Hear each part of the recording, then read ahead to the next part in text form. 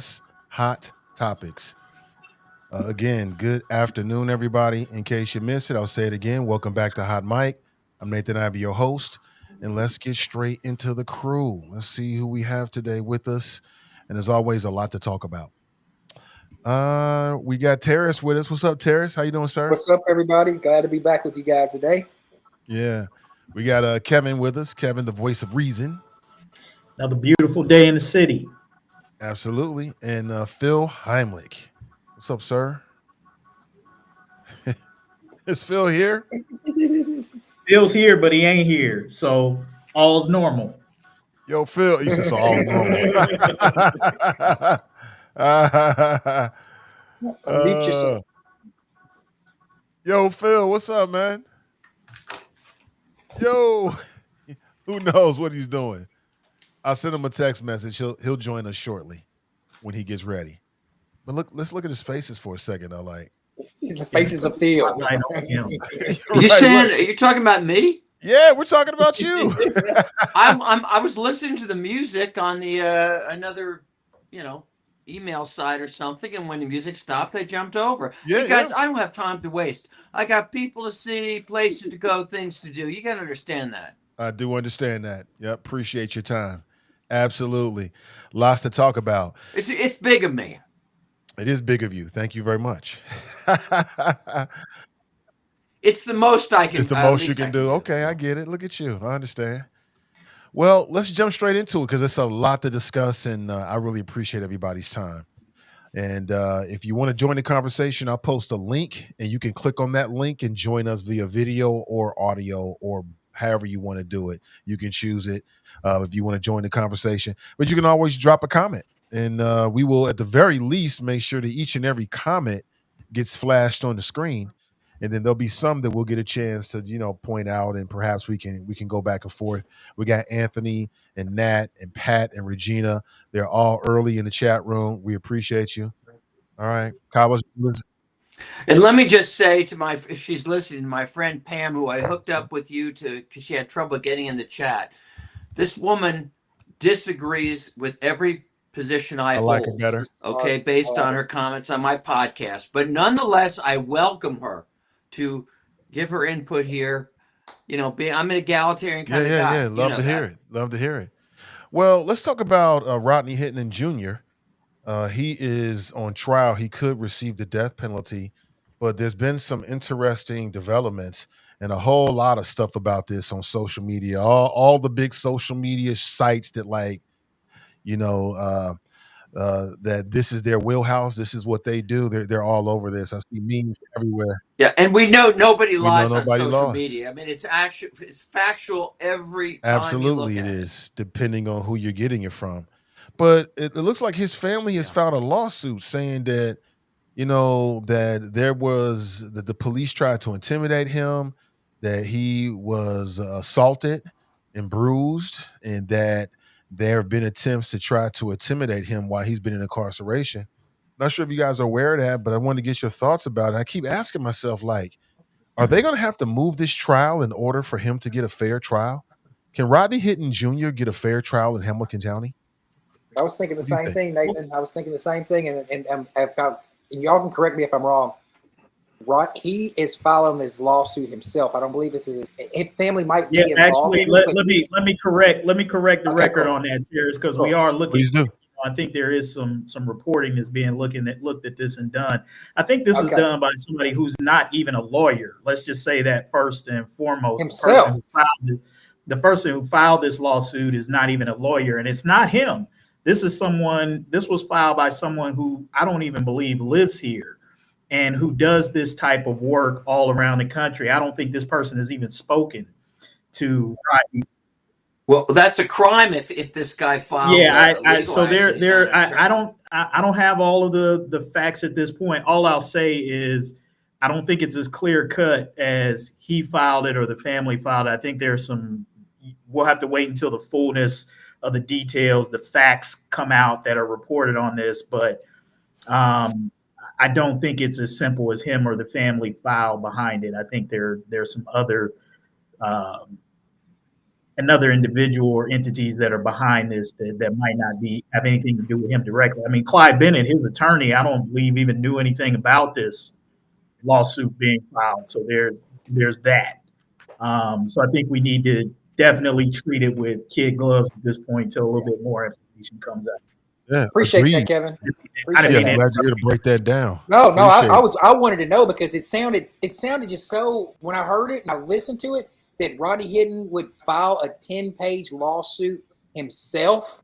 That's why I heard it. He filed it himself, and that it was very descriptive that he filed 10 officers' names, and I mean it was very like what I said, but I was questioning. That's why I'm glad that you guys brought this up early so we can, kind of dispel any rumors that are out there and encourage people to wait to see what the real stuff comes out there instead of, we can be the voice of reason, like Kevin, the voice of reason when it comes to stuff like this.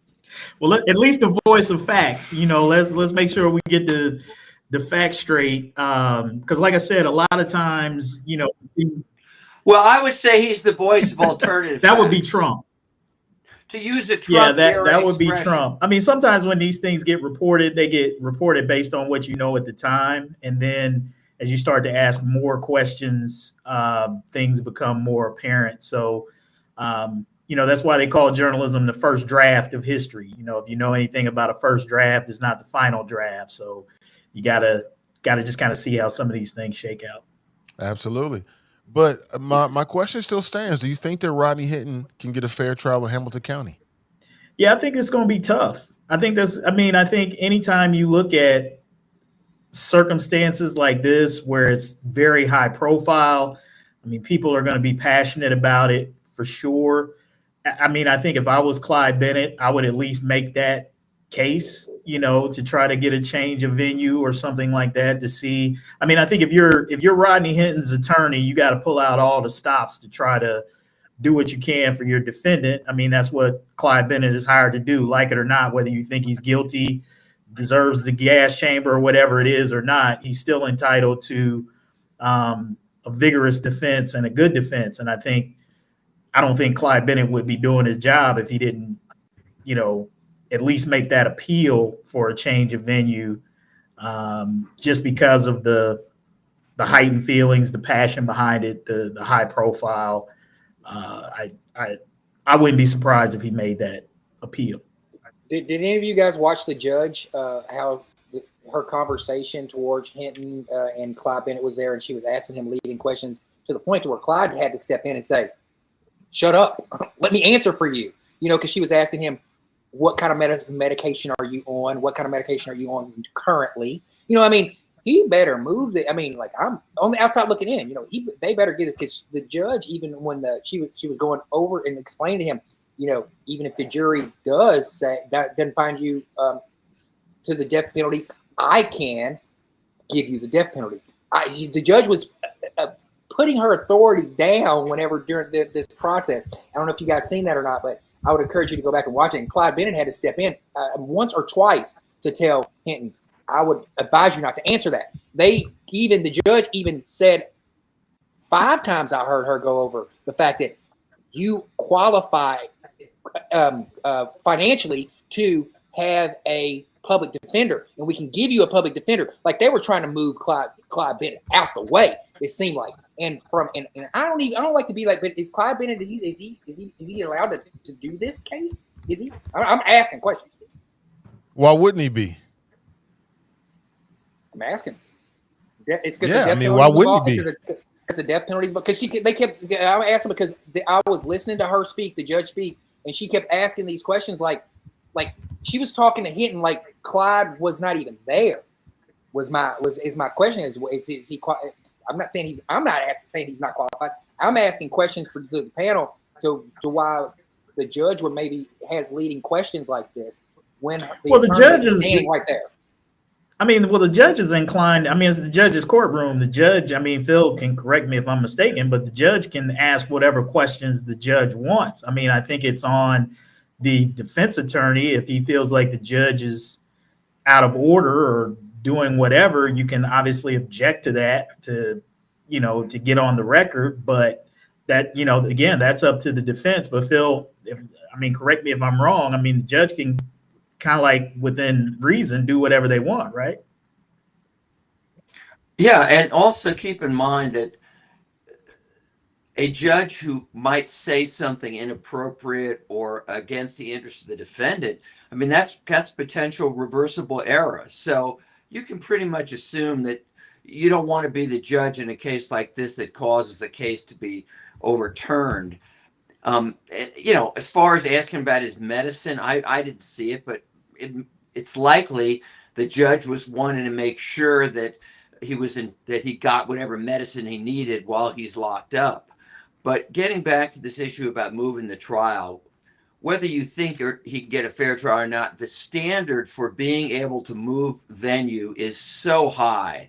It rarely happens. And I've seen cases much more publicized than this, which with much more what you might call prejudicial information, not get moved. So the chances of, I mean, truthfully, all that's happened is that it's been reported, what happened. I don't see any prejudicial information other than, newspapers report what happened. So the chances of this getting moved are nil. I think I'm glad you said that. That's interesting. Something to keep in mind. Perhaps you're right, Phil. Interesting. When I think about justice, I just don't know if it's even possible.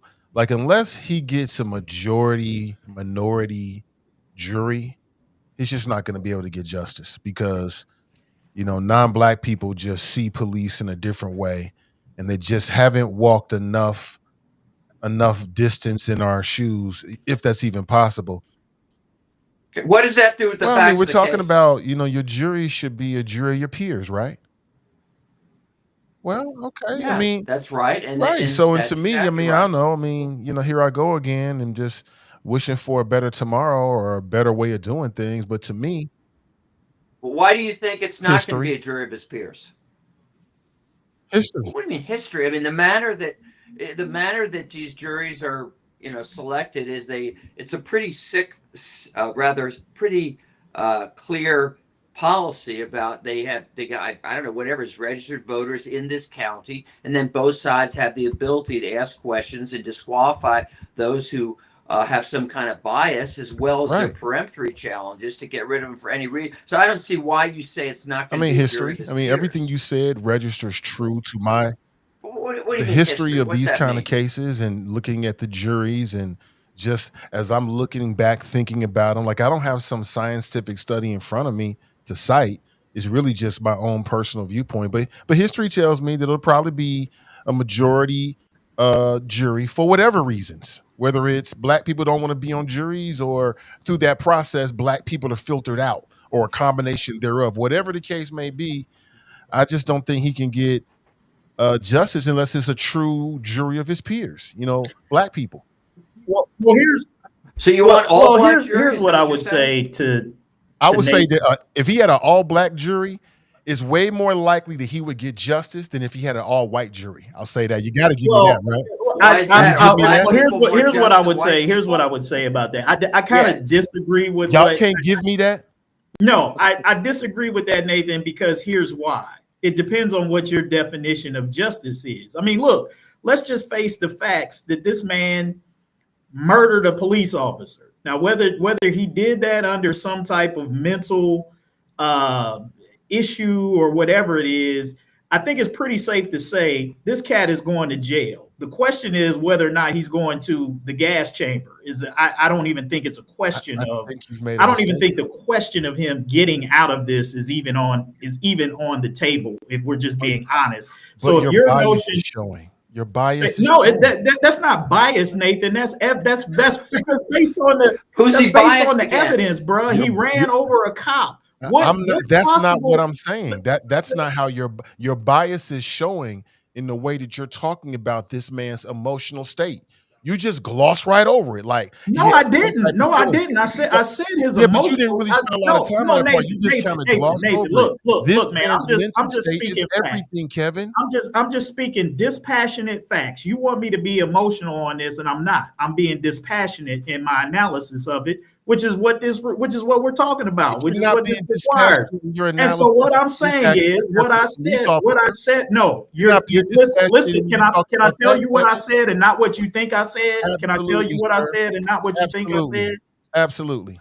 Okay, so what I said is his mental state might be the thing that keeps him from the gas chamber. That's not discounting it. That's telling you that I think that any chance he's got of not getting the death penalty probably hinges on whether or not he actually does have mental health issues. And that has yet to be proven in the court of law. Or the passion of sin, or the passion of seeing his son. So that will be part of the case and what is being argued and what he'll go under psychological and emotional. None of us are in a position at this point I just felt to like say declaratively what is or what isn't. We know what's been reported, right? But that's all stuff that's going to be sussed out in the trial. All I'm saying is that his mental state is everything, and you shouldn't just gloss over it by saying. How is that glossing over it?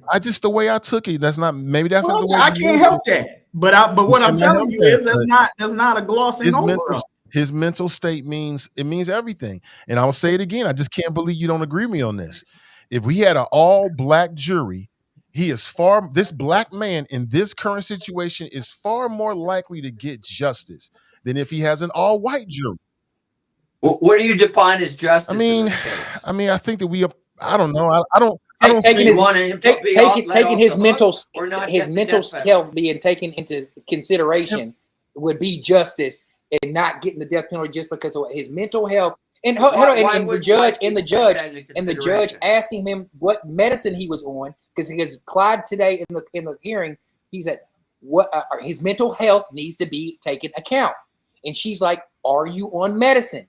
So that question right there, if at the time of the act of the crime, his mental health needs to be taken in consideration. Was he on medicine? What kind of medicine was he on? Was he on the medicine when he was driving the car?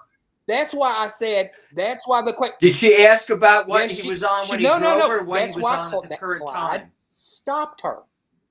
She might have went there. That's why I was asking these questions. I was like, is it normal for a judge to ask these things? And I was like, that's why, because she asked what kind of drugs he was on. He said Lexapro. And then is that a depression medicine? And that's when Clyde steps in and was like, wait a minute, shut up. Because if she's asking these leading questions, these are questions that should be taken in consideration. Like Nathan said, his mental health. If he's got history of mental health and he's on medication while he's driving, and in the toxicology report, when he goes in, he say he's had a history of having these mental health things, that's going to play in the benefit whether he gets the death chamber or not, especially when she's saying the death chamber is in her hands. I just what did Terrace just say? What did Terrace just say that was any different than what I said? He just said exactly what I just said.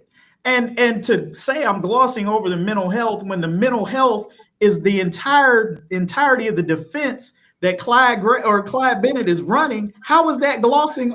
I don't get how that's glossing over it. I explained it, bro. But getting back to Phil's question, and Phil asked me, so what does justice look like? And I think Terrace was on point with it. In the sense of, like, for me, justice would be a jury that can, see this man who did something horrendous and actually see a human being. And also a jury that will be able to, and Terrace touched upon this, and I agree, a jury that will be able to look at not just the evidence, but also all of the circumstances, including his emotional state, as they weigh the evidence and look at the prosecution's case and assign a verdict. And as a black, I'm just saying, as a black man in America, part of the evidence is I'm just saying, as a black state. man in America, I would feel way more comfortable being in a situation like this, and I look over and the jury is majority black. So you think a black person should I would feel way more comfortable because I would feel like, okay, what about a white person? I would be less comfortable if it was an all-white jury, because I don't know who these white people are. No, I'm talking about for a white person. If a white person's charged with a crime, they have not to mention it might be a racially motivated crime, but just a crime. You're saying it ought to be all white people? I think that when white people commit crimes and when they go into court and they look over and they see a majority of white people, I think they're relieved. That's what I think.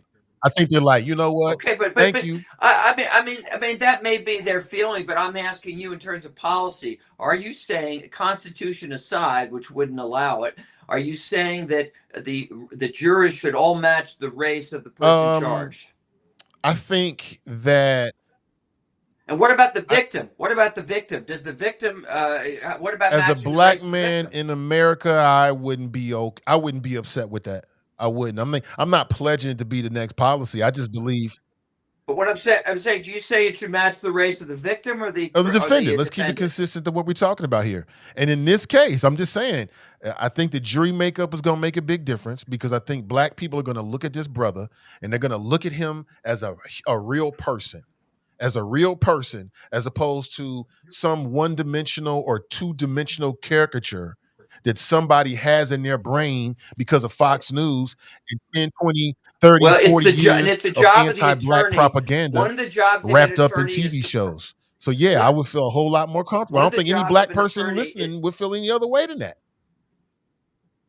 One of the jobs of an attorney representing a criminal defendant is to personalize that defendant, not just a name who drove a car into a cop, but he has kids, he has this, he's been through this, he works. Well, that's the job that comes out in the trial, and a good attorney is going to bring that Absolutely. out. I think what Nathan says is true, in that, look, we can't pretend that race, bias, stereotypes, and bigotry has not been a part of our justice system from its inception. And we can't pretend like even attorneys or lawyers who do jury selection don't take that into account when they are eliminating or arguing for people in the jury pool when they have their objections. Now, you're right. Each side can strike jurors and that sort of thing, but we know in these cases, Except they're not allowed. yeah, to do it they're on not going to racial say grounds, that, which I actually Phil. think They're not they. going to say. Yeah, Yeah, I think it's Phil, they're stupid not going to myself look. because Look, you they're not can't going read to the say mind. that they struck a juror because of race. No attorney Yeah, I is going to know. say That's that. why it's a silly But rule. let's not pretend that that's not a part of the strategy on behalf of attorneys, especially where you know that the case has racially charged elements. Look, Johnny Cochran knew this. This is part of the reason why O.J. Simpson got off. Let's just face it. Is Johnny Cochran knew the power of the racial dynamics, and that's what he played upon to get a not guilty or get an acquittal for O.J. Simpson. I mean, let's not pretend that race wasn't a huge part of that trial, and that Johnny Well, he Cochran, made as it. an The attorney, defense made it a huge did part, not use that even to though his it really advantage wasn't. with the jury. So we can't sit here and pretend like racial bias and prejudice and those sorts of things are absent from the justice system and that it's not used. And I think that that's what Nathan is saying, behind the basis. Now, again, I think it depends on what your definition of what justice looks like. There are a whole lot of people who felt like the O.J. Simpson verdict was not justice, and there were some people who didn't feel like it was justice, Yeah, right? I'm one of And there them. were some people who didn't care it wasn't justice because just like in this case, there are some people who are like, hey, all of these white men that done got off and did stuff and that done got off, hey, we finally got one with OJ. So look, that's the way that people think. That's the way that some of these things are go down. And so I don't think we could sit here and pretend like justice is colorblind because we know better. Well, I'll tell you a little story. I had a case once. I'm pretty sure it was a black defendant, and we're picking the jury, okay? And one of the prospective juries was a Cincinnati police officer. I think he was a captain or something like that. And the defense attorney let the guy, he didn't strike him. And I'm thinking, you're really an idiot. This is a case the police investigated, blah, blah, blah. Well, guess what? Not only was the guy found not guilty, but the cop was the jury foreman who convinced everybody that the guy was not guilty. So these stereotypes don't always hold. I'm reading that Rodney Hinton. So we talked about this on last show. So Rodney Hinton's family, I'm assuming, or someone associated with him, started a GoFundMe page, which is a site where you can crowdfund, ask people for donations. Some people made them aware about their policy. They took it down. But now I'm reading that the Hinton family, they moved over to Give, Send, Go. And so their rules are a lot more relaxed, less restrictions in terms of like, if you are being charged of a violent offense and trying to raise money for your defense. But I read that the police, FOP organizations, they're still at their neck. They're like, look, we know it's your policy, but we wish you would really take it down. And I'm like, even if somebody does something heinous, don't they have the right to go on one of these sites and raise some money? If people want to give them money, whatever the crime may be. Well, they don't have a federal. These are private organizations. They don't have a government right or a constitutional right. Those are private organizations that set up these GoFundMe things. So when you say don't have the right, no, they don't have the right. Yeah, I think it depends on what the policy of the organization is. And I think I said this on the last pod. Whatever your policy is be consistent. So if you're GoFundMe and you're saying, hey, we don't want to have people raising money for these types of things, then I don't want to see you turning around and allowing other things that are based in racism and homophobia or anything like that. Because again, we talked on a couple pods ago about the woman who was raising money after she called a little autistic black boy the N-word, and she raised nearly $1 million off of that.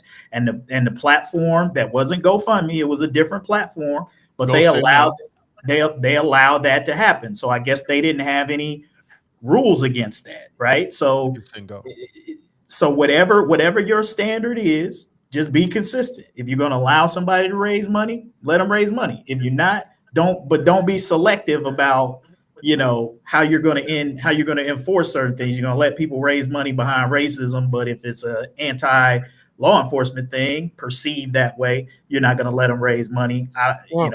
Is it anti-law enforcement to send Hinton money via this website? It's called Give, Send, Go. Let's say you're not associated with the family and you're sending him money. Does that mean that you're anti-police because of what his alleged crime is? No, but that's how the FOP is trying to couch it, that this is anti-police. This is sort of supporting murder.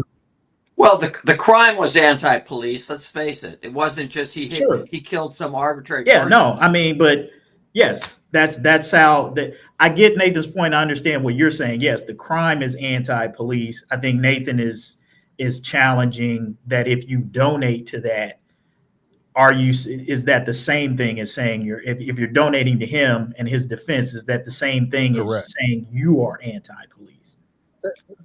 Well, what about the example that Kevin gave about that woman who used the N-word, and apparently used that to attract, I guess, people who are racist to give her money. I mean, well, that's only supported. Point, That's only supported by the fact that the people who made their donations also included racist comments. So then, therefore, you can say, you may not be able to say it about everybody who gave, but certainly those who gave, those who gave and had a comment, people who gave you can money, make that statement about.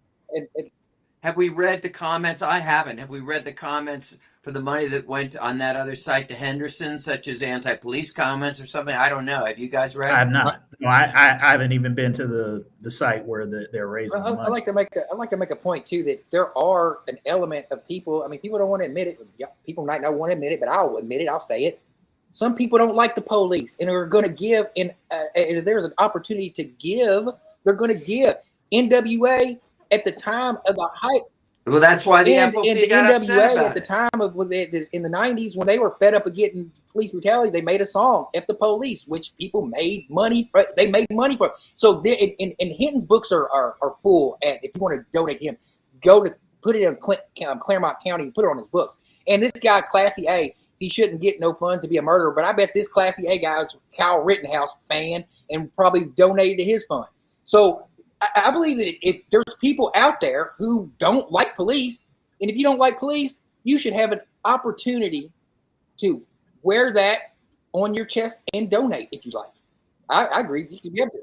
Well, when you say you should, you understand it is a private entity, so I don't know what the point is. You should. You should be allowed to do it without any kind of public scrutiny or any kind of pointing fingers or shaming or any of that kind of stuff. Okay, you may think that, but it's like, Kroger's a private company. They should be able to sell artichokes. I mean, it's like these are private entities. They can decide for themselves what, as Kevin said, what type of funds they're going to permit. whatever their own. They make the rules. It's not a government funded entity. I mean, look, they have the right to allow people to raise money for whatever causes they want, and we all know that there are all sorts of people who are out there. Look, if you pay attention to what's online and on the internet, there are a lot of people who are, again, applauding Rodney Hinton, who feel like, you know, he's some kind of folk hero for what he did. And those folks would be glad to give, you know, $5, $10, $20, whatever it is, to his defense fund, because they support that. Now, you could, if obviously, if you are a member of Larry Henderson's family, or you are a pro-police person, your stomach turns over that. You're angry about it, and you have every right from that position to protest against it and say, I don't think this should be allowed.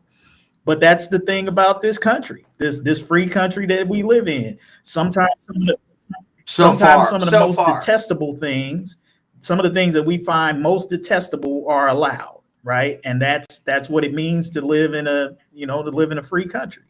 Right. Everything Absolutely. that happens, we're not going to have an appetite for. Brenda writes, did they stop Cal Rittenhouse's GoFundMe page? To be honest with you, and I could be wrong about this, but if I remember correctly, I believe they did. And then he had to go to one of these other sites. It could have been the same site. It's called Give, Send, Go. And again, it's where a lot of right-wing people go, a lot of Karens, a lot of religious sort of like movements or whatever you're trying to raise money for. And that's where the family of Rodney Hinton have their fundraiser if you're interested in doing so. You know, for me, I like the way Phil separated it. You know, his act, allegedly, because he hasn't been convicted of anything. We got to remind people, allegedly, no matter what the facts are, he has not been convicted of anything.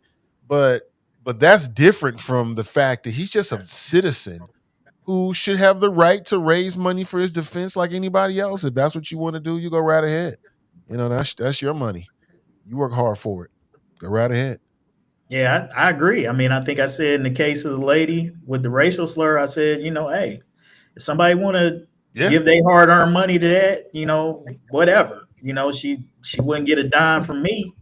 But I mean, I do think when you really take a look at that, now here's a lady who's raised almost $1 million, you know, basically became a millionaire overnight. And she didn't even have legal fees, right? She was just trying to move. She was just trying to get out of where she was, supposedly, and basically became a millionaire overnight. And it's like, when I think about all of the other challenges and ills and things that we have in this country, that $1 million could really make a difference or a positive impact on, that somebody like that can raise $1 million overnight, that there's enough racism, there's enough hate, there's enough whatever, that people will gladly part with their money over that. But for really good causes, you know, places where they really need it, you can't even give people to give you $1, you know, and I think that's a sad testament to just where people's hearts and minds are sometimes. All right, let's move on. So this is breaking news over the last couple of weeks. We haven't really touched on it, but the Trump administration is reversing Biden's policies as it related to student loans. And so starting this month, as a matter of fact, millions of so-called delinquent student loan holders are going to be getting letters from the U.S. government, from Pam Bondi, saying, hey, listen, we're going to start petitionally garnishing your wages to pay back your student loan. For me personally, I think it's a terrible, mean-spirited policy that will only handcuff America in the near to long-term future. But what do you think? Well, I did notice, not that I would dispute your sources of information, Nathan, but I noticed the clip that you sent us was from the World Socialist website. I mean, I'm not saying that they're biased, but, you know, it might be good to have slightly more objective source. Well, you're always free to do your own research. Just use that as a guide. But actually, I will say this: the facts seem pretty clear even from that. And one thing that article actually brought up, which I've talked about before, was that in 2005 there was a bill in front of the Congress, and apparently Joe Biden, according to this, was one of the key votes that denied bankruptcy protection for student borrowers. And I've talked about this before. That is the most unjust thing about these student loans, that you can pile up hundreds of thousands in gambling debts and you can go bankrupt. You can go through bankruptcy. But student loans, it sticks with you the rest of your life. And that is what incentivizes these companies or in these colleges to pile on these loans, because the companies know they can always go after these people. And I think it's a terrible injustice. So you agree with the Biden itself. policy of student loan forgiveness? No. The Biden policy was nothing. It was just giving some money back to people. What this article that you pointed out is that the real crux was in 2005, when Biden apparently was a key vote to support denying bankruptcy protection to student loan borrowers. That's the real injustice.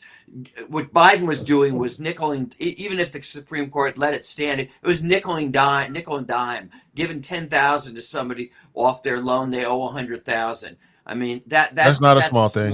That's not a small thing at all.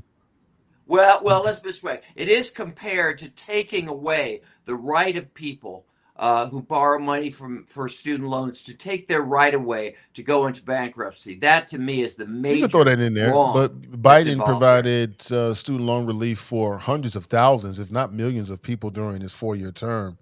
And this particular policy, he definitely did in some cases. He definitely did. And well, I mean, it was overturned, I think, by the Supreme Court. He found some workarounds. And the information's out there, Phil. But what he also did is he paused the payments for people who were delinquent. And like I said, either you're investing in people or you're not.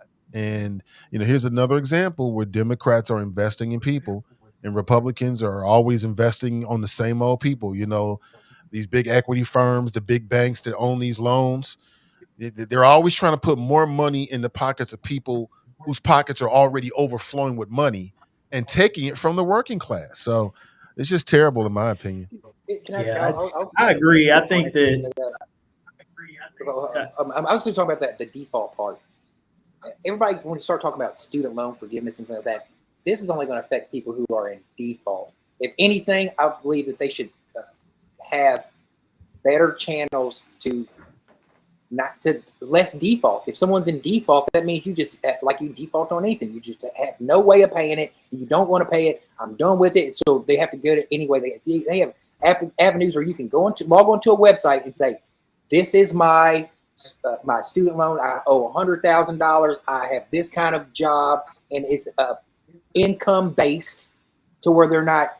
The time of going after somebody in a predatory way is long gone. That's over. If you want people to really feel, where? I'm saying it should be over. It should be over. It's not over. It's not over. Yeah, and especially now after Trump and them overturned. I don't agree with that. I think that there should be a better way to do it. I think that Biden's way of prolonging it, putting the Band-Aid over it, didn't help anything. But I think that they should go in and try to fix it, because everybody we know is affected by the educational complex system and student loans. Everybody is affected by that. So we should fix it. So there are a lot. I've got a lot of opinions on this, and I don't remember all of the details of Biden's student loan forgiveness thing. I don't know that I was ever 100% on board with the across the board student loan forgiveness. I do think it's a bad idea to garnish the wages of people who are already in default. First of all, in most situations, if you're in default, that means you don't have the money already to pay on the student loan amounts. And so you've made the calculation that I've not been able to keep up with the payments. I got to live. I got gas money. I got rent. I got all these other things that I got to pay. And clearly, my career is not progressing to the point where I'm making the kind of money that's paying for the education that I just got. And so a lot of people find themselves in that situation, particularly these days. So I think all that's going to do is put people more in bad ways. It's going to depress the economy because people are going to have less money to spend on other things. And I think what the government winds up getting, and if you know anything about garnishing people's wages, you talk about nickel and diming. This is exactly what the government is doing, is they're nickel and diming people on what they're going to get by garnishing people's wages is not going to be equivalent to what they're going to lose in terms of what it's going to cost the economy. So this is why it's a bad idea. It's just another spiteful thing that we're seeing Donald Trump do to try to attack working class people. Now, on the flip side, college educated working class people that statistically didn't, which is a vulnerable target because his voters that demo didn't vote for him. So I'm with you on this, Kevin. I feel like his mean spirited target. He's like, hey, you guys didn't vote for me? Well, F you. Yeah, absolutely. It's like immigrants. And before you guys, I want to finish this thought that I was talking about. I said, long gone are the days of back in the day, people would go and work in a restaurant and work from 9 o'clock in the morning till 6 o'clock in the afternoon and get that paycheck and then be happy with it. Long gone are those days. So I said the approach that they're taking is what I'm saying. They need to find a different approach with this newer generation of people who are acquiring student loan debt. So they're not putting buzzwords out there like student loan forgiveness. So when people are not even in default, are fearful that they're going to get their wages garnished and they're just going off in fear. So I think that the packaging and all that should be considered and taking a different approach whenever you're dealing with a newer generation. Because long gone are the days of the people who you can intimidate into paying. Because they'll be like, F them student loans. F them.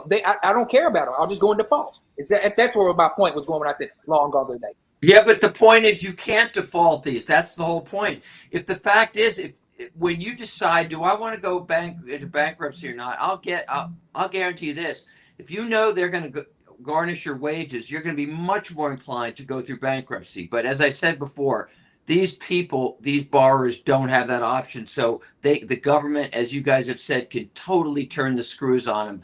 Once again, the working man, taking it and bearing the brunt of the responsibilities. I mean, it's just another example of how, and I would say this is not just Trump though, Phil. I would say this is Republican Party. This is what you guys stand on, right? You're always trying but to. But if I can say, can I just say though, this whole government student loan racket. Let's not absolve these colleges and universities from their role in it. Like this is where I say, like, if you just want to talk about student loan reimbursement and all of that, if you would just want to keep it at that level, like, to me, that doesn't go deeper into what the overall problem is, which is the high cost of tuition at these universities, which they just continue to jack up for really no good reason. I mean, well, they do it because they know this. Yes, because the government is the safety net of these student loans, right? Loans. If the government would get out of it, absolutely, or they can just be regulated by the government. Just regulate the price. The government should regulate the price of higher education. Nathan, you've been reading that socialist website. No, I'm reading that Common Sense website. It just makes sense to me that for the benefit of everybody, all of us, that the government should step in. And how are you going to decide how much Harvard charges, how much charges? Come on. Just get rid of the government guaranteeing loans and the market will take care of it. Because these colleges need students. If they don't have students, you're right. Listen, Phil. I mean, listen, we as humans are very intelligent people when we are properly motivated. I mean, for God's sakes. I mean, we've got submarines in the Marianas Trench. And right now, if you believe Elon Musk, he's trying to colonize Mars within the next 50 years, okay? So if smart people get together, I'm sure they can figure out a way to properly regulate colleges and universities so they're just not preying upon, these young people who just want to get education. We're smart enough to do that, Phil. I think yeah, well, note that, speaking of the Republican thing, note that it was, as I said, according to this article, it was Democrat Joe Biden that cast one of the critical votes that's put these student loan borrowers into the headlock that they're in. I think there's a good common ground between the government needs to get out of it and regulating how much colleges and universities can charge to get in. Look, if you take the government out of the equation, Phil, all that's going to happen is that lower income and probably more minority students will have less access to college. Rich people are not going to be affected. I think it's the other way around because these colleges are going to have to compete. Well, I've already told you that that's going to mean the end of that's going to mean the end. That's going to mean the end for a lot of these universities. You're right. There are a lot of universities that are going to go out of business if the government. Some will go out of business, but others will cut costs and compete, which is what we want them to do. Well, we'll see. I tend to think that the lower class and poor people who this is mostly who we're talking about. We're not talking about wealthy, well-to-do people who are not able to, or who don't get. Or wait a minute. Yeah, there's a lot of middle class Jesus, people. Let me finish the thought. God, I can't even get a thought out. I'm just trying to keep. I could stay on track if I could finish a thought. But you're not talking about well-to-do people or people who graduate and move into high-paying or decent-paying careers. Most of the people that you're talking about who are struggling to pay back loans are people who don't come from families of much means to begin with. So they rack up. Look, most of the kids who can afford to most of the parents who can afford to send their kids to school do. When I went to school, there were some kids who came from families where their parents just cut a check. They didn't have student loans. I had student loans because my parents couldn't afford to cut a check. I spent the first 8 years in the workforce paying back my student loans, before it. So it took me 8 years after I graduated from school to pay off my student loans. And so a lot of people are like me, are not privileged enough to come from families where mommy and daddy can just cut them a check and pay for their college tuition. I was just fortunate enough, and I wasn't even making that much money in my first journalism job out of school. I think I made like $18,000 a year at that time, which is like borderline poverty. Which was what I made in my first year as a prosecutor. So 1920 and 1996 when I came out. It was a pretty significant gap there, Phil. You're sticking. Oh my gosh! I want to make a point to what Nathan said about Phil being a Republican, and I want to give you guys what a real Republican is thinking right now. Are you going to stick up for me finally, Terrace? A real Republican is thinking. A real Republican is thinking, and let me finish this thought all the way out. The education complex system usually targets, in the black community, black women. Black women are the most educated and has been a part of the education complex system and has taken advantage of it and have acquired more student loan debt than anyone. Black women. So whenever Joe Biden had to give it back for them providing him the win, black women pushed Joe Biden across the finish line. So so when the Boulay are putting their bids in for getting him across the finish line, now the smack in the face, the true Republican smack in the face, besides beating Kamala Harris, is to reverse this student loan forgiveness that Joe Biden has. Because who does it affect the most? Black women. Who does the Democratic Party depend on the most? Black women. That's why the student loan. That's why I think that you guys are looking at it in a certain way, and I'm thinking that the Republican Party, it's not just something that's bad for humanity. And if they really want to make America great again, they will fix this problem. It's also a direct hit on the Democratic Party and saying, this is just another thing that black women that we're going to do to you guys, black women, as just another like a chess move. I'd like to get back to Kevin's point just for a minute about who is most affected by these student loans.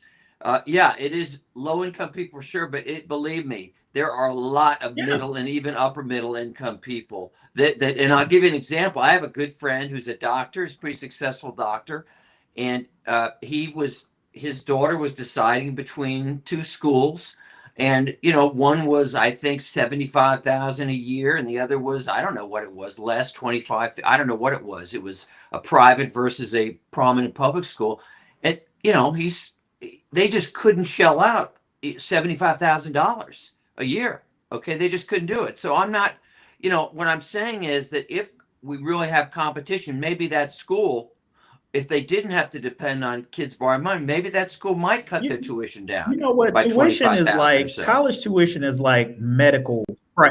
is And like fees. medical pricing, right? Like that's what college tuition is like. Like they give you like an MRI is $10,000 or whatever it is. That might even be a low ball, but they never explain to you exactly why the hell an MRI costs an individual $10,000, you know, to get that type of testing. It doesn't cost $10,000 to do an MRI on a patient. These are just prices that these medical institutions, as well as these colleges and universities, come up with without ever justifying why the hell does it cost $75,000 a year for your friend's kid to go there? What is that $75,000 exactly paying for? Give me a breakdown of that. They don't, and they won't, because these are made up prices that they inflate every year because they can, right? And that is It's part not of regulated. the problem. That is part of the And why Because can't it's they? not That's regulated. the question. No, because there's no competition. What are you That's the talking reason. about, Phil? These colleges are competing right now. My daughter they No, are they're not competing. competing. What I'm saying is, when it comes to, they compete on No, they academics. compete on That's true, but they don't location. compete on. They don't try. They have no incentive to cut costs because they know the kids can Yeah, but I borrow want to whatever they dispel want. this myth that I That's keep my hearing you point. say over and over again about somehow if you took away federal funding, then all of a sudden you're going to have competition. Under the current situation, you got equilibrium. All of these colleges have access to federal funding in one way or another, even if it's just student loans. The colleges are already competing on a myriad of different ways. So this idea, Not for it's not not that on a cost the issue with the basis. They're not. colleges is not that they're not competing. They are not regulated by the government for our benefit Right. because we've got a This pro-capitalism is mindset. basically a And capitalism we versus have a socialism. pro-capitalism mindset, and Nathan, we just don't Nathan, you understand want the how. government to own the grocery stores? You want them to own the car dealers? I mean, Okay, I'm where does sorry. it Say stop? again. When I said, do you want the government to own the same philosophy? Government owns the car dealers. Government owns the Well, grocery stores. I mean, Government owns the hardware stores. Is that no. that's What kind I'm of what you're saying is saying? the government should come in and regulate the high cost of college education. Okay, but where does it stop? It Again, you stops want the when we government don't to tell see, Kroger how it much to charge for stops lemons? when the government and the public don't feel the need to keep going anymore. What do you mean? It stops when we alleviate whatever the What? problem is. That's pretty arbitrary. I think that's It's not pretty arbitrary. arbitrary. Oh, I guess what I'm saying is, if you want to advocate for full-scale socialism, which means we don't have capitalism anymore, that's a legitimate argument. I don't agree with it. But when you kind of pick and choose, oh, well, I want the government to regulate colleges because I think it's too high, this and that. But at Kroger, they can sell their own lemons and limes. I don't care about the government getting involved in that. I mean, what's the Where criteria? we Where does see it a stop? need that impacts the public in a negative way, the government should step in. And if that means regulating whatever industry, that's what it should do for our benefits. And I know people like you are going to say, oh, it's anti-capitalism. Well, okay, and because unfettered capitalism consistently will be a problem. Well, I'm not talking about unfettered, but I think you're going Well, a bit farther currently, than I don't. that. You're basically saying the government should run I'm things. just I mean, once they start I'm just talking regulating, they're about running it. universities. If the government is not, see, this is the role of the federal government. Only the federal government has the power and the scope to regulate the universities and other industries, and that's what they should do. So they know they can tell the government, which is 37 trillion in debt because they can't manage their own finances. They're going to decide how much each Yeah, college should yeah, they're charge. doing really good. And this is who the senators, you talk about the bureau. I mean, who's going to make this decision? Don't you think maybe if they're so astute in the government, they ought to pay off that debt first, You say who's going to 37 make? trillion, before they You start say who's going to regulating make the decision? colleges? I would say hopefully competent people who are in close counsel with very competent people who have experience, like humans always do when we're trying to build something. This ain't the first time that lawmakers have had to deal with these kind of issues, Phil. But that's a true improper role of the government, in my opinion. We just look at it differently. Here's what I would say is I'm kind of somewhere in between the two of you because I kind of see where Phil has a point. What? Look, this is like telling schools what they can charge. Wait a minute, Nathan. This is important to let him finish now. Telling Yes, schools it is. what they can charge. Telling schools what they can charge in tuition is not too far a leap from what Trump is trying to do in terms of telling colleges and universities what they can teach, who they can hire. It's not that far of a bridge of government interference into the free market. But here's what I would say. I think it's a huge thing. Is that the government can play a role and they absolutely can play a role in terms of stopping from price gouging. So this is what I'm saying that I believe universities are doing, just as Kamala Harris was saying when she was on the campaign trail. Hey, we're going to stop some of these certain corporations of price gouging people, charging them way more than what they should be charging them for the product. So I think there's a difference between stopping price gouging and price fixing, which I don't know that I'm necessarily 100% in agreement with. Not saying I couldn't be convinced, but I would need to. What are you not in agreement with? I'm kind of like Phil in where does it stop when the government starts telling free enterprise what they can charge? That's a dangerous avenue to go down, because and trust me, government overreach never stops at just one place. And if it starts with colleges, it won't be too long before it reaches into other areas. And I think you still want to be able to have sort of like free market capitalism, because like it or not, it works probably better than just about any other economic engine that we see around, in other places around the world. See, you just made the mistake that all people always make all the time, Kevin. When we talk about this, at least I hear it a lot, and that is we want to talk about these things as if it's on the edge of a slippery slope. Well, I mean, if the government comes in and stops price gouging now, tomorrow they'll be trying to tell us this, that, and the other, and I don't believe that whatsoever. It really but Nathan, you say that because here's where your words right now aren't matching up with your past words, because everything that you just said, you would absolutely say doesn't apply to Donald Trump. Because we've had many conversations on this show where you're talking about edge of the cliff stuff with Donald Trump. So you cannot say then what you just said, because all it takes is for somebody like a Donald Trump to get into office to do exactly what I said with the slippery slope. So that is where but I don't think that's contradictory statements that you make. You can't say that, oh, I'm not worried about that, while at the same time saying we got a guy who's currently in government who you're worried about everything that he's doing that goes right along with what I'm saying. So you contradict yourself. I am not contradicting myself whatsoever. I'm very clear, and I'm going to reiterate it. It's only I reiterate it again. And I'm glad you said what you said, because it kind of reminded me of a point I want to make where I thought, see, this is the mistake. When you say things like, see, this is kind of like what Donald Trump doing. It's nothing like it. If the federal government comes in and they decide that they want to stop price gouging at universities, that is nothing like what we see Donald Trump is trying to do, where he's trying to tell faculty who they can hire and fire, where he's trying to tell faculty what type of books you can read from and what type of curriculum you can have. It is nothing like it. And we need to stop doing that. Well, it's just another type of regulation. That is nothing like a regulation. You want one type of regulation. That is nothing like a regulation whatsoever. Because who is the plaintiff?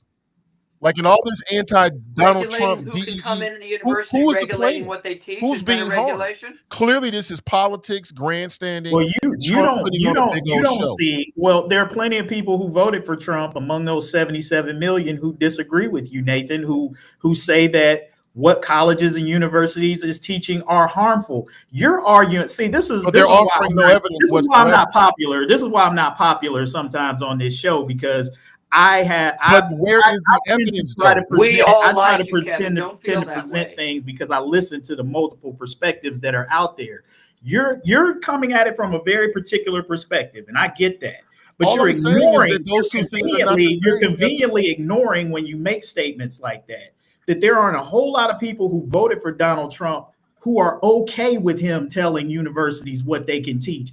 In fact, you got a whole lot of MAGA people who run for school boards and did all of that kind of stuff with the expressed intent of coming in and eliminating curriculum that they say is harmful. So you can't sit there and say. But have they ever offered any evidence that is harmful? I think we can all agree that you don't need. My point is, you don't need evidence. That's why I'm saying it's a slippery. That's why I'm saying it's a slippery slope. Because depending on who's in charge, you don't even need evidence, bro. My point is, that's what I'm saying.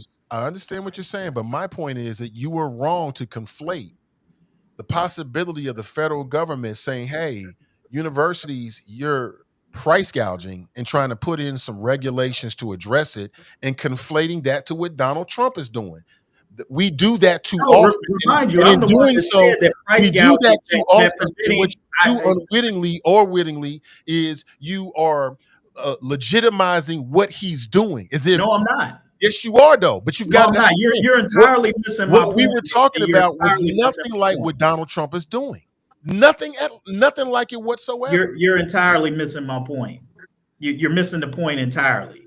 Is when I say once you go down a certain road, you can't anticipate who is going to be elected and We already know that. who is going to use what you just did for nefarious purposes. That's why I say that you have to be careful with the slippery slope, because everybody's not going to be honest Johnny who comes in with your view of the world.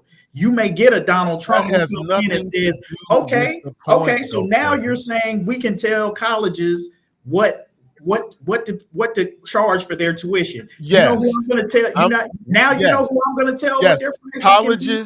Colleges should be investigated and regulated for price gouging. Yes, they should be. They should, and we all know it.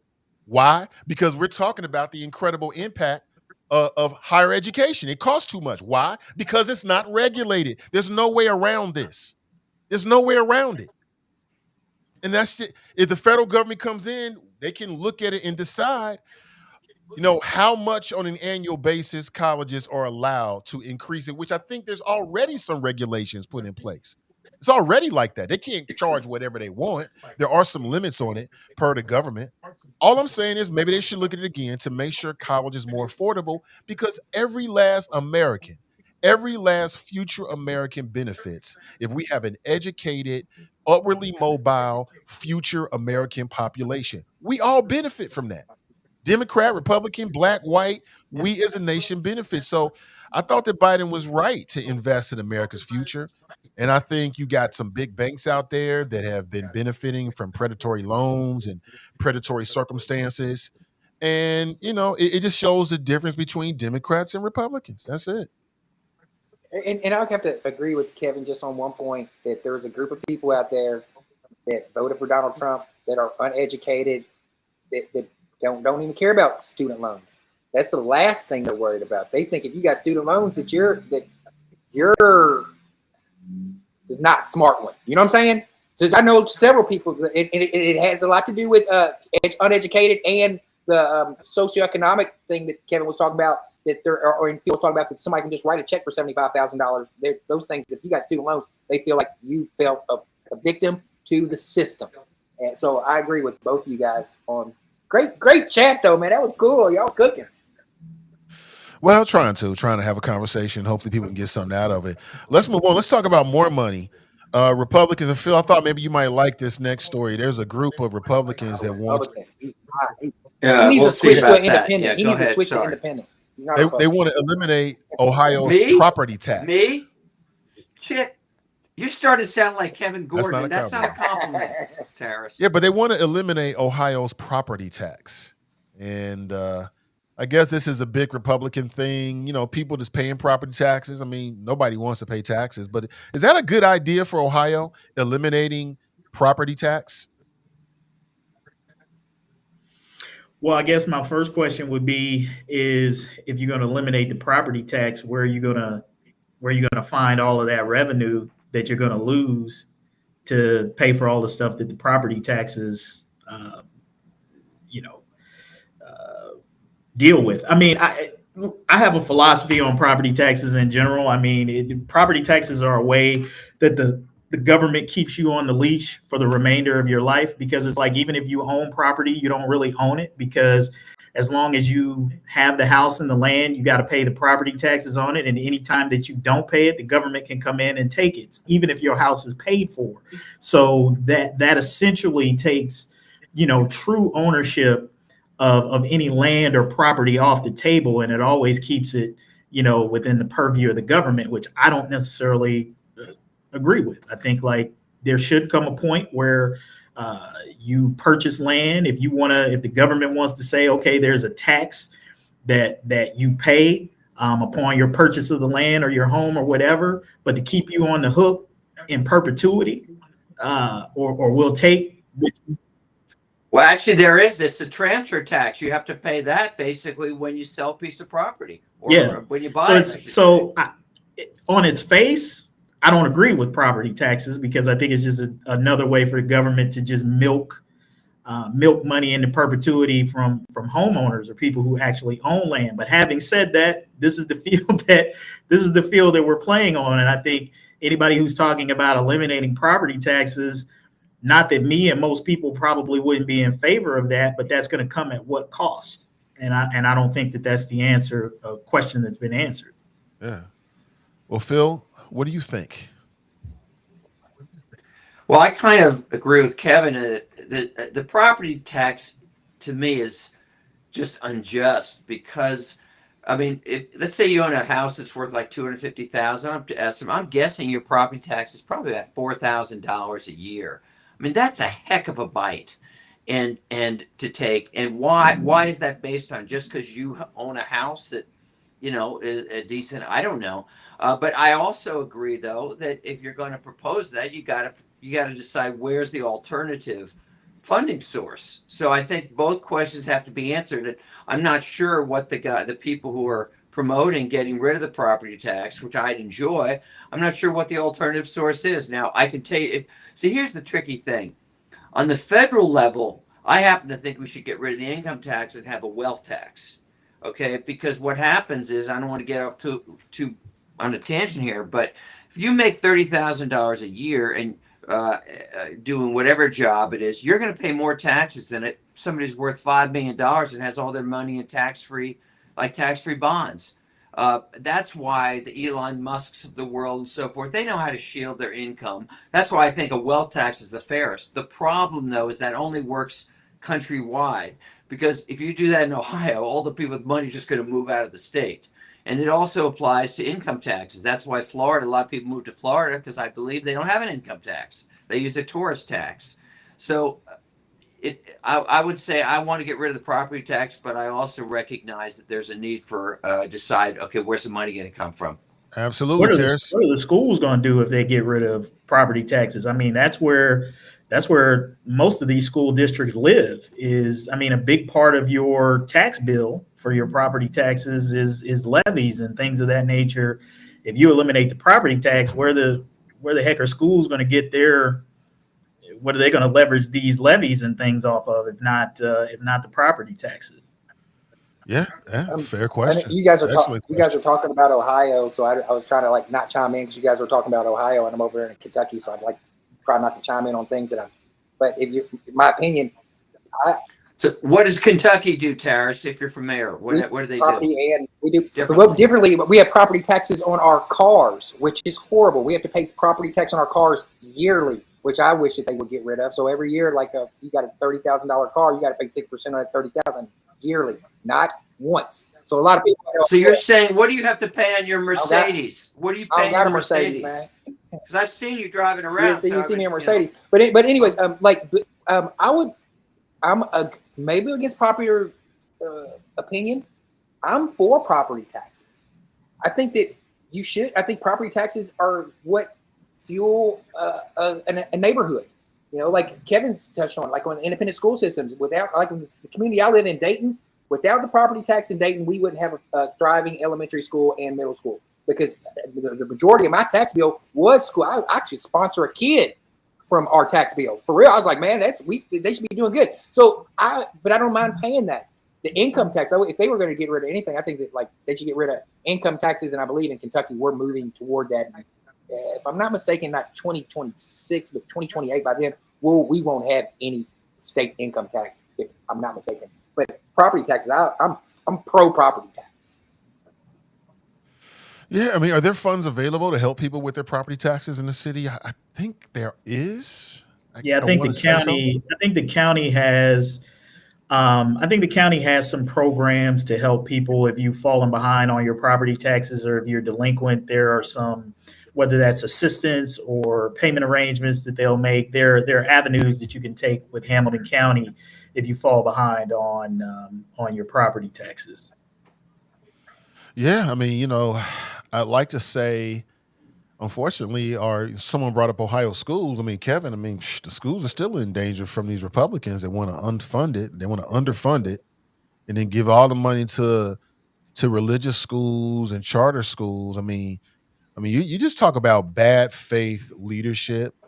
I mean, what As Ronald Reagan once said, I mean, there what you the go Ohio again. Republican Party is doing to this state, it really is criminal. All this focus on transgender and trying to consolidate power in the state house, at the same time acting like they're all about local, local, local. I mean, it's really despicable. I mean, what Ohio needs really, because this past week the Ohio Republican Party, they nominated Vivek Ramaswamy, and just kind of looking at things right now. I know Kevin's got a very interesting take on that, but I wouldn't be surprised if Vivek wins, and he is exactly what we don't need in Ohio. He is going to Oh my help God. drive Ohio in the absolute worst condition ever. And because he's a minority in today's MAGA party, now he's got to be super tough and super anti DEI to prove that he's one of the good ones. It is a terrible mix. It is a terrible mix. And, I feel for Ohio. Ohio is in decline under Ohio Republican leadership. No And doubt. that's Nathan, and you said something, that's Nathan. not even in dispute, Nathan. That is what you just said there. It would be disputed by Republicans, but it is not in dispute. And just ask the Ohio Chamber of Commerce. Go take a look at one of the Ohio Chamber of Commerce's recent reports, and they'll talk about how Ohio has ranked under Republican leadership. And it's been in decline in almost every area that you can possibly look at where Ohio ranks among the 50 states in a lot of different areas, which is why it's mind-boggling that more people in the business community in Ohio don't speak out against Republican leadership. But you know what it is with business community is they rather deal with the stability of the devil that they know versus the unknown. And so even if Republicans aren't doing much for the state of business in Ohio, they at least know these guys, they have relationships with them. They pretty much know how they can vote. And if it's one thing that we know that business and the stock market they love stability and predictability. It's when things begin to get to be a little bit unpredictable and they don't know what they can rely on, that's when business gets uncomfortable. So they've sacrificed in the state of Ohio progress for stability and sleeping with the devil they know versus what they don't know. But by any objective measure, if you look at it, and I would encourage people to go back and look at the Ohio Chamber of Commerce businesses report, on the state of Ohio, and you will find that they don't speak very positively about where Ohio ranks in terms of a lot of their business criteria under Republican leadership in Ohio. So what you said is not even factually in dispute. And the business community, whether they would say it publicly or not, they said it in their report, and they would agree with what you just said, Nate. This state needs about 20 years of solid Democrat control on all levels, including the governor's seat, to get this state right, back in the right direction, where it's going to be a place where people really want to come and invest, into the future, because, and Kevin just backed it up. It just doesn't seem like they're doing a good job. They're too caught up with culture war things and trying to consolidate power. Well, let me Yeah, I'll give comment you on an that too. example of a Republican that I think did a pretty good job. I thought John Kasich, I always respected John Kasich. You might recall when Obamacare, which I think has turned out to be a pretty good program, when that was presented, the states had the option essentially of opting in, which helped their own residents. And a lot of the red state governors, even though it would have helped their constituents, their voters, they didn't have the guts. They wanted to play along with the talk radio and say, no, I'm not going to take that federal money. Kasich, as a Republican, had the guts to recognize it was in the state's best interest to do that. And I also think he was one of the few Republicans who took a stand. Remember, he endorsed Biden, I think in 2020, said something at the convention. So, you know, I wouldn't say that every Republican governor Well, has been bad for the Kasich state. is I a think he's pretty throwback. good. And if we recall, who's the last person to beat Donald Trump in Ohio? John Kasich. John Kasich is, in fact, Right. the only person who has beaten Donald Trump in Ohio. So I will agree with you on that. But Kasich is a throwback. Kasich is actually like you. He's on the outside looking in at his own party. That's why Kasich is, making the rounds on media today and not running for office, because he's burned that. John Kasich couldn't get elected in Ohio today. He couldn't. If we can rewind back to a couple of months ago, I'd say probably January, we were talking about Vivek and Elon. It was on this podcast particularly. We were talking about Vivek and Elon whenever they were Doge.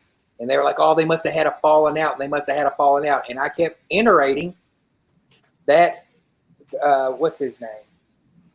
The script writer. They were sitting at the table, dividing up the pie in these chess pieces. And they were saying, Vivek, what do you want? Do you want to come over here and work with Doge for a few months while Elon disrupts everything in America? Or do you want to go over here and have a long play at things and take Ohio?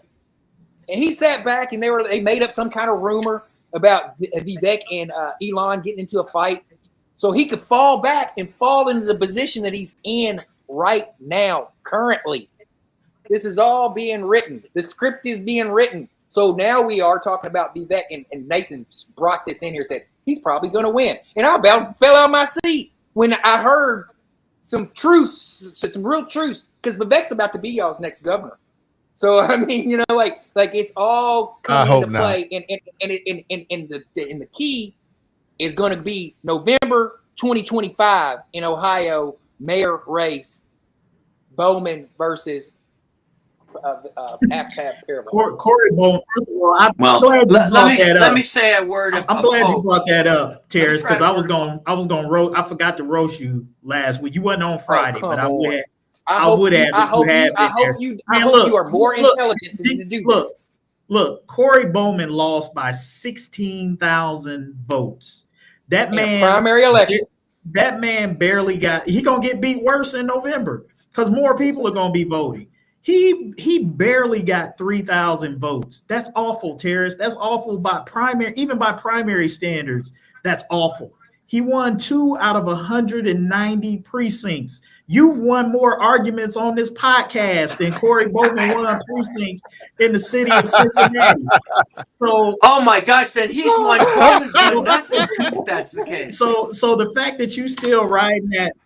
No, I feel sorry for the guy. I have something for you. I have something for you. When I broke down and I looked at the map of how Vivek won the primary, the Democrats go out and I'm telling you, he won all the inner city. He didn't win any of the outside. And I'm telling you how Republicans think. And if they don't beat Vivek, it's not going to be. And it was an open primary, and it's an embarrassing 9% of you Cincinnatians voted. So please don't come at me with he got beat by 67% when only 9% of your population in Cincinnati came out to vote. That's embarrassing. That's less than. I would agree. That's embarrassing. Hold on. Let me finish the point, and I'll shut up. And I'll finish the point. So the Republicans are going to work from the outside in. He got all of the west side, all of the River City west side. He got all the west side over here, like New Richmond and all the closest things, the outskirts. So now they're going to use all the powers that the underdog. Okay, now shut up after this 10-second point. And the Democrats are going to be like, you're going to use your point exactly that the primary, they beat them so bad that they're not going to show up. And then boom, we got us a race. Look. Let me tell you somebody who'd be a good guy for governor is who I respect a lot is Tim Ryan. You might have noticed apparently he's thinking about jumping in. I'm sure this Amy Acton is not going to win against him. However, I sort of headed up the Republicans for Ryan in 2022, and I got to know him a little bit. He's really an impressive guy. I mean, he really is, and he's not kind of a far left guy. He just is kind of a good, decent, common sense guy, and he ran much closer to Vance when he ran in 2022 than anybody ran against other Republicans, or much closer margin than Trump had. So I think he'd be a great candidate, and I do think even in Ohio, I think he'd have a shot I to think win. he or Sherrod Brown should put their hat in the ring. Like if Democrats are serious at all about trying to challenge for the governor's seat, you got to try to get Tim Ryan or Sherrod Brown to run. Amy Acton's got too much baggage coming out of COVID that she's still going to be dealing with. I mean, we already talked about the sexism angle with Kamala Harris. That's not going to work in her favor. In Ohio, they're just going to beat her up over her mismanagement, over what Republicans will say was her mismanagement of COVID, and the shutdown decisions and all of those types of things. That I think that's just too much baggage for her to go against. I will have to revise in light of this Ohio Republican Party endorsement of Ramaswamy, the fact that I think he's going to have a legitimate challenge from Dave Yost. And here's why I don't think this is going to happen. I'm actually writing about this. Is I think that the early endorsement, people are looking at, well, why would they endorse more than a year out from because Donald Trump. Well, not only that, but I think this is also sort of like a gentle nudge out of the door for Dave Yost. Like this is an act to just try to get him to move on quickly. Hey, look, we don't need a Republican primary. We don't need us going at each other. This early endorsement is just hopefully the last little nudge out the door to get him to say, hey, I'm going to go ahead and pack it in, and we don't even need to have this Republican race. Because the only way that Yost wins now is he's got to go scorched earth. He's got to go negative. Like, that's the only way he has any chance. And even that wouldn't guarantee him a win, I don't think. But that's pretty much the approach that he would have to take at this point, is to go ultra negative against Ramaswamy to have any chance of winning now that Trump has endorsed him, the party's endorsed him. And I just don't think that Yost is going to risk that. I'm sure his feelings are hurt because this was his last shot at something like this. Yost isn't going to be around in 4 or 8 years. I think what the guy's like 65 or something like that now. He's not going to be up for another. Hey, take it easy on I'm just being realistic. He's not.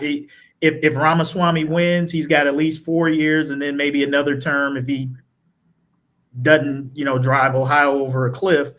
And 8 years for a 65-year-old, a 73-year-old candidate, probably, just being realistic, is probably not going to be in his future. So it's going to be a tough pill for him to swallow. But I think that's what this endorsement is giving him one last opportunity to bow out gracefully, avoid a nasty primary, and allow all the Republicans to get on the same page. Now, I don't know if behind the scenes, they're dangling a consolation prize in front of him. Maybe Trump will give him something that, will satisfy his ego and kind of make him go away quietly. I don't know. But I think that that's pretty much what was behind that. What do you think about what DeAndre says? He says Ramaswamy doesn't have a chance. Republicans won't nominate a person of color. Well, he's already got the nomination. Yeah. The party is definitely reversed. He's got the endorsement. It's not going to look like what you think it did. They are actively searching people that don't look like the conservative white guy. I don't know if it's going to work what they're doing, but I actively see them going after people of color. Lots of people of color. Lots of women of color. This next election cycle and midterms, you're going to see a lot of women of color coming out on the conservative side, speaking eloquently for the conservative party. So I don't believe that if you're still believing that, you'll see you're going to be blindsided in 2026 when you see the Republican slate of state representative nominees that they're going to come out with to try to make sure that there's no flip, because the racism has been a root in the Republican Party for a long time, and Donald Trump has exacerbated even more. But you'll see, Vivek Ramaswamy is just what the Republican Party wants to trophy and put up there. Like, look, we're not racist anymore. Yeah, I would agree with DeAndre if Trump had not endorsed him. Look, let's just face it, the Republican Party proper and Republican MAGA voters are not going to go against what Donald Trump says. And if Donald Trump says, this is my guy, they're going to fall in line just like everybody else. Now, if Vivek was on an island, I might agree. I might agree with DeAndre if he didn't have that endorsement, but he's got the endorsement of the party now and of Trump. And I don't think that the elements of racism that, because that was what I was going to give early on. That was one of the nods that I was giving Dave Yost. I was like, Yost, there's still a tinge of that of the population here in Ohio that doesn't relish voting for a person of color. And maybe Yost, being kind of an establishment guy, still having the Republican banner, he might be able to peel that vote away from Ramaswamy. But with Trump's blessing, I even think some of those folks are going to swallow it and vote for him because they don't want to go against Trump. They'll say, well, if Trump likes him, then he can't be all that bad. Now, maybe if you had Ann Coulter, in Ohio, she might not vote for him, but Right. Can I say something about the Republican Party too? Like the 50 to 60-year-old white guys in the Republican Party have failed miserably. And I tell them all the time because they're my peers. I'm 52 years old. And I tell all my friends, your parents taught you better. And I've said this on this programming several times. The 50 to 60-year-old white Republicans have failed because every time, over and over again, they get in a position to do the right thing and they don't do the right thing. They don't. They never do. So I'm hoping that this next generation of 30 to 40-year-old Republicans, 20, 30-year-old, 40-year-old Republicans come up and they have a more diverse group. Because right now, the 50 to 60-year-old Republicans, they don't have anybody black to look at that's well-spoken, who's put in position, who's not a bootlicker. Hopefully, these next group that'll come up will toe the Republican Party and be a people of color and not have to listen to the 50 to 60-year-olds who have dropped the ball. I like Kevin Loda's quote. He says, "Nah, the hate is greater than the cult." We'll find out, because this may be the very last hurdle that Donald Trump has to clear to just see how great his influence is over his people. We already know it's great. So if his endorsement of Ramaswamy is able to get him into the governor's seat, then Trump will really have truly transcended a lot of these things that we think are typically at play. The racism, these sorts of things, that if he puts his stamp on you, at least here in Ohio, this may not be true in other parts of the country, but we're talking about here in Ohio. This in fact may be the last test and the last hurdle that we have to look at to see how much influence Donald Trump actually really has. If he gets Ramaswamy to the finish line, then you got to give it to him that at least here in the state of Ohio, there's not too much that he can't say, recommend, or do that the party and his people won't get behind. Yeah, I like Amy Acton. I think she'll be better for Ohio. We need some balance to the goofy stuff that comes from the state legislature dominated by Republicans. But I think this is a slam dunk. I think he's a cakewalk for Vivek if he's against Amy Acton. But if it's somebody else like Sherrod Brown, never know. Ryan could be. That's all I got, gentlemen. Any last words? Speak now or forever hold your peace. What's on your mind? Well, there was a story today that, in fact, this has happened twice, where I don't know if it's ICE or some other government police force or military force, like there's a guy who was a kind of a left-wing influencer. I guess he has a podcast and has millions of viewers, and they grabbed this guy. He had nothing. He was, my understanding, is a citizen. They grabbed him at the airport and questioned him for a couple of hours. This has happened twice. Then there was an attorney who represented just one of those Columbia students. This is maybe, I'm being too fatalistic, but this to me is what a police state starts to look like. And remember, we're only in the third month or so, third or fourth month of the Trump administration. And to their credit, they're not wasting time. They are basically, I think, moving toward a true police state. And by the way, another example of this, of autocracy, is wealth that's accumulated by the ruler. Putin, I think, has billions of dollars that all of his oligarchs have given him. Well, you've probably seen this, but Trump is now on a tour of 3 Mideastern countries, all of them at the same time. I mean, literally at the same time. His company is doing massive developments in. It's the most unbelievable conflict of interest that I could ever imagine. And now he wants one of these countries, out of the goodness of their heart, to give him a $400 million airplane, which, I mean, if he had any shame at all, he would at least say, well, you can keep it for Air Force One after I'm done. No, he gets it. He gets hold it. Hold on, Phil. The position of that is, oh my God. Oh my goodness! I'm sorry. The positioning of that. How? Okay, look at in the military complex system and how the families made money. Halliburton's and they all made money out for the George Bush. How Joe Biden and his dealings with his son and it caused a conflict. And that when you're in power, you're going to make money. Okay. So what is this? So you're agreeing with me, but you're saying they're all of them are bad. All of them are bad. So Donald Trump didn't do anything that nobody else didn't do. And whenever you said hold on, Phil, your positioning. Phil's nobody's accepted a plane. You can't say that. Nobody's accepted an airplane. Phil's positioning, and I guess your positioning too, is Donald Trump wants him to give him a plane. The guy offered the plane, and when Donald Trump said he's done with it, he's going to donate it to Trump's fund. He don't need it. He his don't presidential need this library. His presidential library. His library, which means he can use it. He can use so it. So we got Biden's in Bill Clinton's library fund. Bill Clinton's library fund. Come on now, let's not go there. Donald Trump, let's go Donald there. Do whatever he wants to. Donald Trump, that's a bribe, Terrence. You realize that from Qatar? That's a bribe. A $400 million bribe. Oh, they're just doing it to be nice, right? They're not asking for anything or expecting anything. What was going on with Hunter Biden and his laptop and all that stuff going on in Ukraine? Nothing. Was that a bribe? Nothing to see here. Nothing to see here. Not 400. At least Donald Trump. I like that. I like at least all up in the. You know how I know nothing happened? Here you go.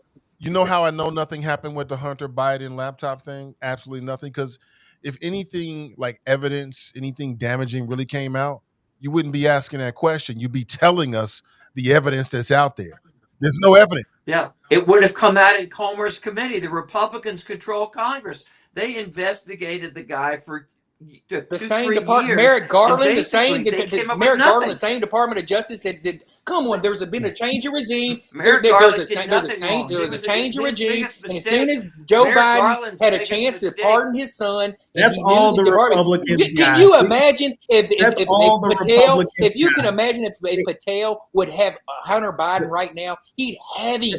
That's all the Republicans like Terrence got is the Hunter Biden card. That's if you ever notice that any criticism or any legitimate criticism or whatever that you have of Donald Trump or the Republicans, their comeback is always Hunter Biden. Like that's the only that you talk about the race card. All Republicans got are the Hunter Biden card, and it's not and the Russian hoax. And it's not a great. I'll say this: the Russian hoax card is a better card than the Hunter Biden card. I mean, at least, and that isn't much of a card.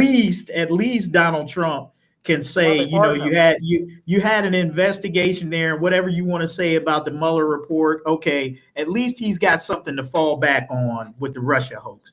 You ain't got nothing to fall back on with the Hunter Biden.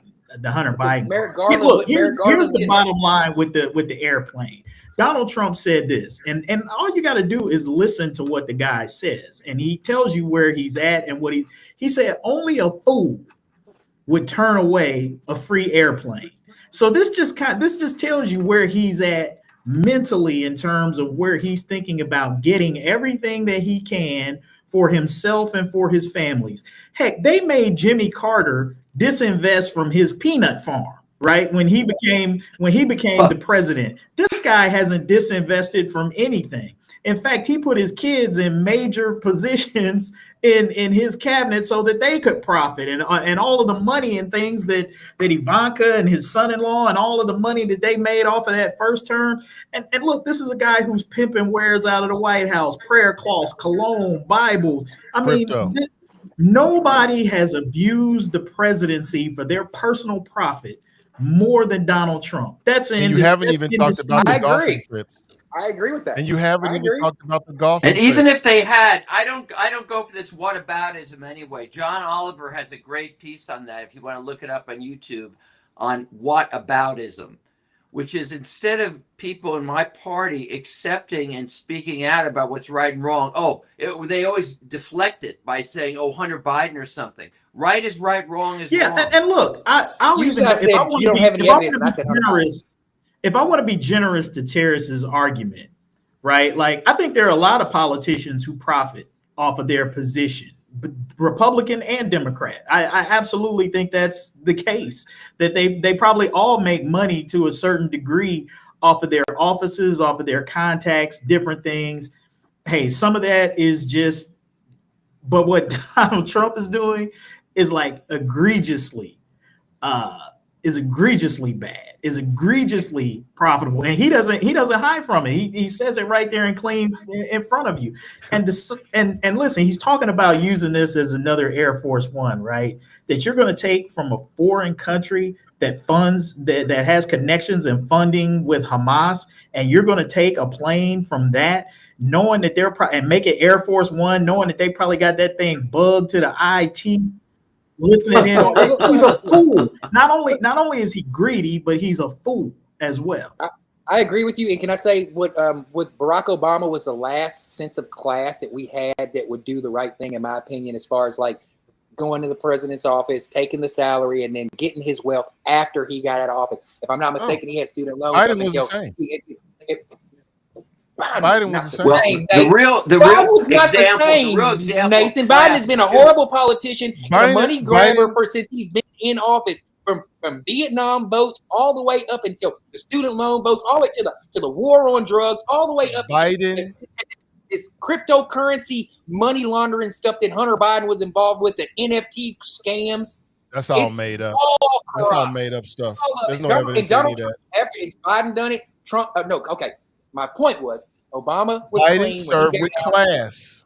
He served with class and dignity. Obama served with class. Trump came in and he just completely ripped the class game out, and he took it out. He took the chapter and he threw it out the window. Biden followed that. Biden followed after Trump, and now Trump's picking right back up after the Biden crime regime. The Biden crime regime, for which there were no crimes that they ever committed. I get it, man. Hey, Trump's got 34 felony convictions. Joe Biden has 0. James. I think 34 to nothing makes Biden the winner.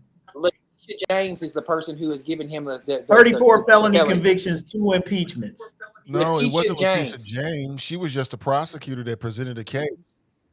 No, she wasn't even the prosecutor. She was the civil. She did the civil lawsuit, not the criminal. Let me just say something. Terrace brought up the point. It's a legitimate point that, sadly, most presidents, at least they waited until after their term to cash in. Okay, Trump isn't waiting. Okay, but a great example of class in this sense is Jimmy Carter. Okay, whatever else you want to say about him, I mean, this guy, as far as I know, I don't know that he ever took any $100,000 speeches like Clinton and Bush and all the others did. I mean, this guy really did devote himself to great causes like hunger and medicine for starving people and stuff like that. I just think he was a great example of someone who lived really had faith, but he lived out his faith. I think there's a difference between doing $100,000 speech, or again, after you've left the presidency, profiting off of that, writing books or doing whatever. Look, that's part of the game. I mean, in almost any profession, I think it's almost ridiculous to think that somebody who serves in office is not going to somehow or another reap the benefits of that profile or whatever at some point. I think that's very different than accepting a plane from a foreign nation or accepting money, from adversaries or even to a certain degree special interest that you're then going to turn around and vote on. That's called bribery, the things, corruption, the stuff that and I think of that as being very different than taking a honorarium or whatever for showing up for a speech. It is. It's completely different. Yeah. And so Trump, as you said, he's cashing in now. Why? Because he can. And he's been testing the limits of what folks will let him get away with from the beginning. I don't have to turn over my taxes. He got away with that. So now I don't have to turn over my taxes. That's like the trial balloon, to what other financial, norms can I break as it pertains to the presidency. And he shattered just about every one. Real quickly, before because I know we're getting ready to wind down, but I didn't want to miss the opportunity to talk about Trump giving citizenship status to the 59 or however many it was South African refugees, these Afrikaners who were actually the white folks who were in charge during apartheid in South Africa. And I just think it's interesting that of all of the different groups that Trump has turned away and is still turning away, that he quickly had no qualms about granting instant citizenship status to these individuals while denying it, to other refugees of color. And he lamented about how they were fleeing violence and how they were just being treated so unfairly and all of that other kind of stuff. Yet when people are fleeing corrupt governments, drug cartels, he describes these people as murderers, rapists, basically animals who are going to pollute the lifeblood of this country. I can't think of any group that would pollute the lifeblood of this country quicker than racist individuals who believed in a system of apartheid being welcomed into our country. If anybody, we should be rejecting and saying, we don't want them to come in here. We don't want them to come in with those attitudes. It's those folks, people who supported the legalized, oppression and mistreatment of individuals. These are the folks that he wants to welcome in. Why? Because they got white skin. Why? Probably because they related to Elon Musk. They probably want to hit some of his distant relatives or something like that he's letting into the country. But I just think it's interesting, and he tried to flip the script in his press conference and it's like, well, if this had been as if these had been people of color, it wouldn't be it wouldn't even be a story. Like it wouldn't be a story or absolutely it would be a big story. We'd be making a big deal out of it if they were people of color versus this. So Trump always trying to flip the script to throw you off the scent as to why he's actually doing what he does. Kudos, Kevin. That's well done. Well done. Well said. Well spoken. All that. Great. All right. With that, guys, thank you for your time. I appreciate it. I think we're probably going to pick that topic up again real soon, Kevin. I think there's more to that. Thank you, Phil, Kevin, Terrace. Thank you so much for your time. To the audience, thank you for being here. We'll be back again on Friday at 1 p.m. So have a great rest of your Tuesday and have a great week.